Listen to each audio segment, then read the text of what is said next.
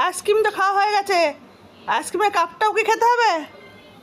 আপনার তো আইসক্রিম তো খাওয়া কমপ্লিট হয়ে গেছে, এবার আইসক্রিমের কাপটাকে ছাড়ুন। কি আইসক্রিমের কাপটাকেও খেতে হবে নাকি? দেখো দেখো দেখো অবস্থা কেন, দেখো আইসক্রিমের কাপটাকে নিয়ে কোথায় ঢুকেছে, দেখো দেখো। কটা আইসক্রিম খেতে হবে আপনাকে? দাও কাপ। ও কাপটাও দেবে না আমাকে, দেখেছি কাপটা দেবে না।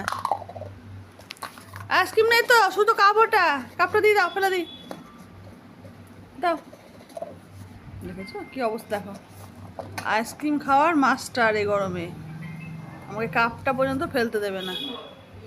চাটা পোটা করে খেয়ে নিয়ে এখন ওই কাপটাকে নিয়ে বসেছেন টেবিলের তলায়। দাও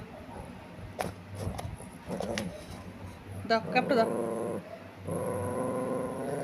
আমি কাপটা নেবে কার, ওর সাধ্য কার সাহস আছে? ওর হাত থেকে কাপটা নেবে কার ক্ষমতা আছে? দেখো এবার অবস্থাটা তোমরা দেখো, ওই দেখো চোখ, দেখো চোখটা দেখো খালি। দাও কাপ দাও, দিয়ে দাও। চোখ দেখো তোমরা, চোখটা দেখো। এ তো কাপ, তো এর মধ্যে আইসক্রিম নেই, আইসক্রিম শেষ হয়ে যেত।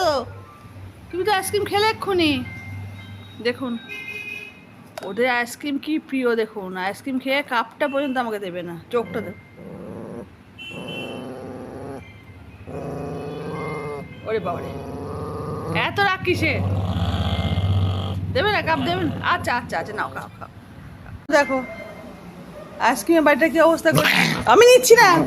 ওরে বাবা রে বাবা, শিল্পী দেখো, শিল্প নয় পূর্ণ, দেখো শিল্পী মানুষ, দেখো বাড়িটা কি দেখো, সুদক্ষ শিল্পী, নিপুণ কৌশল দিয়ে আইসক্রিম বাইরে কি চেহারা করে দিয়েছে, দেখো দেখো শিল্পী মানুষকে দেখো তোমরা। আইসক্রিম খেয়েছে, খেয়ে সে বাড়িটাকে দিয়ে তার নিজস্ব শিল্পগুণে একদম শিল্পের আকার দিয়েছে। দেখো ইঞ্জিনিয়ারটাকে দেখো।